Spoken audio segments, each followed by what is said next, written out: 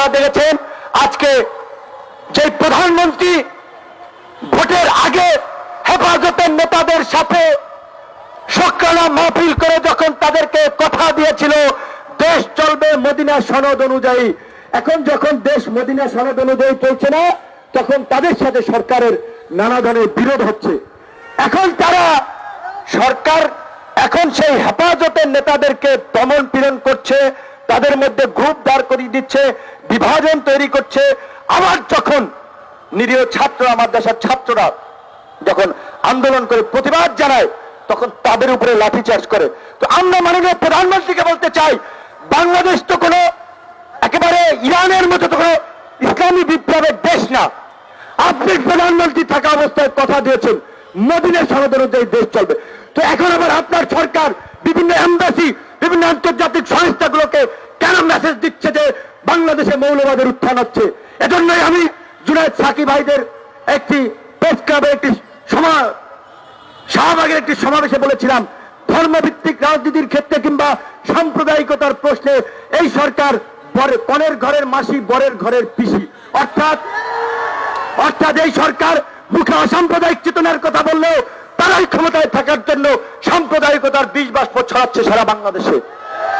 আজকে একজন মন্ত্রীর কাছ থেকে হুমকি শুনতে হয় যে ঘাড় মুটকে দেবেন। কত বড় হিংস্র হলে একজন উপমন্ত্রীর মুখ থেকে এ ধরনের কথা বের হতে পারে? আজকে মাদ্রাসা ছাত্রদেরকে কোন ধরনের তথ্য প্রমাণ ছাড়াই নির্বিচারে জঙ্গির তকমা দেওয়া হচ্ছে। সাধারণ মানুষকে যারা সরকারের বিরুদ্ধে প্রতিবাদ করছে, আজকে যারা আমরা রাজপথে আছি তাদেরকে জামাত শিবিরের এজেন্ট বানানো হচ্ছে, জামাত শিবির বানানো হচ্ছে। আজকের এই শহীদ মিনার থেকে কসম করে বলছি যে মাননীয় প্রধানমন্ত্রী, আপনি যদি প্রমাণ করতে পারেন আমরা জামাত শিবিরের এজেন্ডা নিয়ে রাজনীতি করি, আমরা জামাত শিবিরের সাথে নিয়ে রাজনীতি করি, আমরা রাজনীতি করবো না, এই সবার সাথে কথা দিলাম। কিন্তু আপনারা দীর্ঘদিন ক্ষমতায় থাকার জন্য বাংলাদেশকে যে একটি বিভাজিত সমাজে রূপান্তর করেছেন, বাংলাদেশকে একটি সাম্প্রদায়িকতার সংঘাতের দিকে ঠেলে দিচ্ছেন। সেই আপনাদের উদ্দেশ্য হাসিল করার জন্য যাকে তাকে ট্যাগ দিচ্ছেন, যার তার বিরুদ্ধে মামলা দিচ্ছেন। এই পথ থেকে যদি আপনারা সরে না আসেন আপনাদের পরিণতি ভয়াবহ হবে, কথা দিলাম। আপনারা জনগণের আস্থা নাই, প্রশাসনের আস্থা নাই। আজকে যে মাওলানা ভাসানীর দুটি বড় বড় এখানে ছবি রয়েছে, আমার ডান দিকের ছবিটা যে লেখা রয়েছে যে পিন্ডির জিঞ্জির ছিন্ন করেছি, দিল্লির দাসত্ব করতে নয়। কিন্তু আপনারা এটা অবগত আছেন যে বর্তমান সরকার দিল্লির দাসত্ব করেই ক্ষমতায় আছে। 2014 সালের নির্বাচন যখন পৃথিবীর কোন দেশ যখন গ্রহণ করেনি, অভিনন্দন জানায়নি, তখন ওই দিল্লির আরেক উগ্র সাম্প্রদায়িকতার দোসর সেই দিল্লির আপনার ভারতের প্রধানমন্ত্রী নরেন্দ্র মোদী বাংলাদেশে এসে শেখ হাসিনা সরকারকে সমর্থন দিয়ে গেছিল এবং বিশ্ব দরবারে লবিং তদবির করেছে। অথচ এই সরকার প্রতি মুহূর্তেই মুক্তিযুদ্ধের চেতনার দোহাই দিয়ে তারা নানা ধরনের অপশক্তির সাথে আঘাত করে ক্ষমতাকে দীর্ঘায়িত করার পথ রচনা করে যাচ্ছে। তারা আপনারা নিশ্চয়ই এই কথাগুলো অবগত আছেন। আজকে ছাত্রলীগ, যুবলীগ, স্বেচ্ছাসেবক লীগের নেতা কর্মীরা কি পরিমাণ বিপর্যয় হয়েছে আপনারা দেখেছেন। যার তার বিরুদ্ধে যখন তখন যেখানে সেখানে হামলা করছে। 5 জন মানুষ চা খেতে যাচ্ছে, সেখানে বলছে তারা নাকি নাশকতার প্ল্যান করছে। আজকে বিএনপি একটি বড় রাজনৈতিক দল বিরোধী দলের নেতা কর্মীদের বিরুদ্ধে বেধার্থে মামলা দিচ্ছে অন্যায়ভাবে, কোনো এভিডেন্স নাই। এইভাবে তারা একটা ক্ষমতায় থাকার ফন্দি ফিকির করছে এবং আমাদেরকে রাজনৈতিক ভাবে বিভাজিত তারা করে রেখেছে। আজকে স্বাধীনতার 49 বছরেও শুনতে হয় যে দেশে স্বাধীনতার সপক্ষের শক্তি এবং বিপক্ষের শক্তি। আপনারা এখানে যারা আছেন আপনারা বলেন যে এই 49 যার 71-এ জন্ম হয়েছে, এই 49 বছরে যে প্রজন্মটা বেড়ে উঠেছে তাদের মধ্যে স্বাধীনতা বিরোধী চিন্তা ভাবনা কিভাবে বেড়ে ওঠে? শুধুমাত্র সেই দিল্লি ছুড়ে দেওয়া ইস্যুতেই তারা আজকে বাংলাদেশকে বিভাজিত করার জন্যই সাম্প্রদায়িকতার নানা ধরনের অপশক্তিকে প্রমোট করছে, নানা ধরনের অপসংস্কৃতির সাথে আঘাত করছে এবং এই দিল্লির গোলামি করার জন্য দিল্লির বিরুদ্ধে কোনো কথা বলছে না। আজকে আমাদের সীমান্তে পাখির মতো লাশ পড়ছে এবং আমরা অত্যন্ত উদ্বেগের সঙ্গে লক্ষ্য করেছি বিএনপির একজন নেতা কিছুদিন আগে বলেছেন যে বিএনপিও নাকি ভারতের উপরে ডিপেন্ড করছে ক্ষমতায় থাকার জন্য, তারা ভারতের বিরুদ্ধে কথা বলছে না। তিক্ত হলেও কথাটি সত্য যে আমাদের দেশের অধিকাংশ রাজনৈতিক দল ভারতের প্রভুত্বের বিরুদ্ধে, ভারতের দাসত্বের বিরুদ্ধে তারা কথা বলতে চায় না।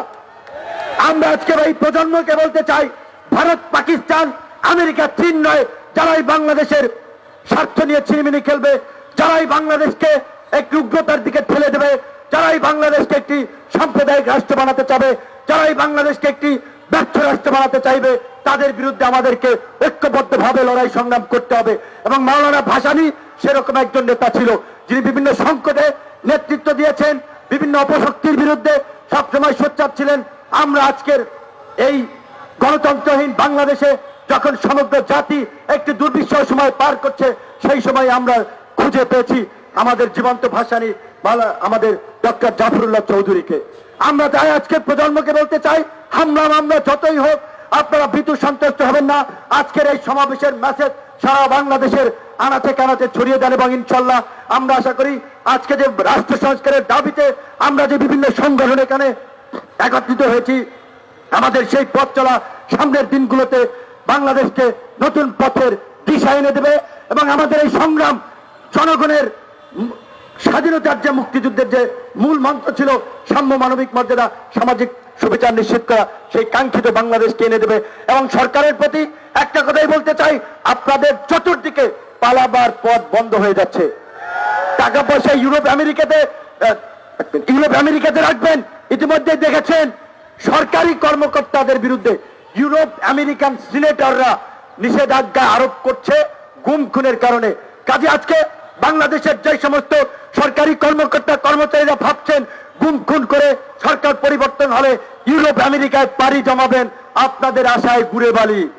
কাজে আজকে যদি আপনাদের হুঁশ থাকে, জনগণের কাতারে এসে দাঁড়ান এবং জনগণের কাছে ক্ষমা চান। এবং বর্তমান প্রধানমন্ত্রীকে বলবো, জাফরুল্লাহ চৌধুরী যেমন জিয়াউর রহমানের স্ত্রীকেও শ্রদ্ধা করে, ভালোবাসে, আপনাকে বঙ্গবন্ধুর কন্যা হিসেবে রেসপেক্ট করে, সম্মান করে, সে কারণেই আপনার জন্য সবচেয়ে উৎকৃষ্ট একটি সমাধান জাফরুল্লাহ চৌধুরী দিয়েছেন যে অনেক হয়েছে, এখন একটি অবাধ, সুষ্ঠু, নিরপেক্ষ নির্বাচনের মধ্যে দিয়ে আপনারা সেফ এক্সিট করে নেন।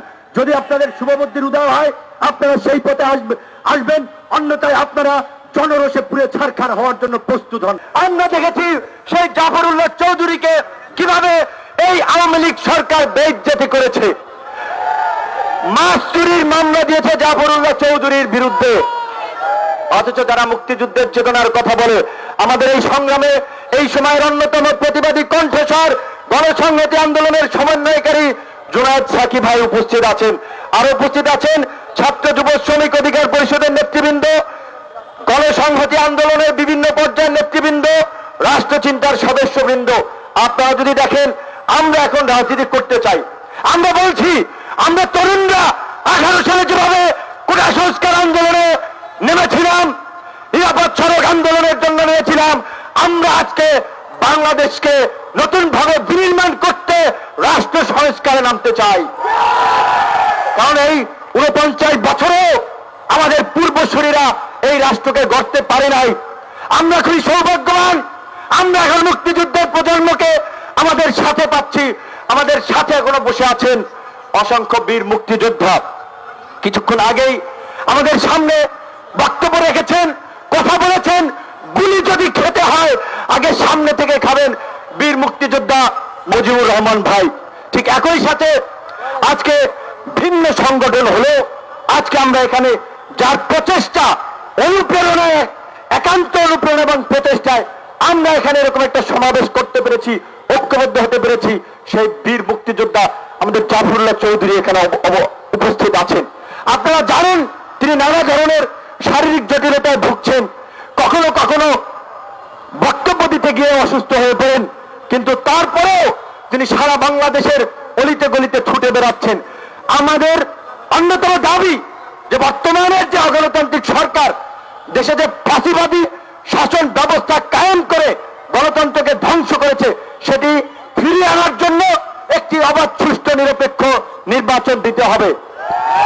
তার আগে এই অবৈধ সরকারকে, ভারতের গোলাম সরকারকে পদত্যাগ করতে হবে। আজকে যদি নির্বাচন হয়, জাফরুল্লাহ চৌধুরী কি এমপি মন্ত্রী হবেন?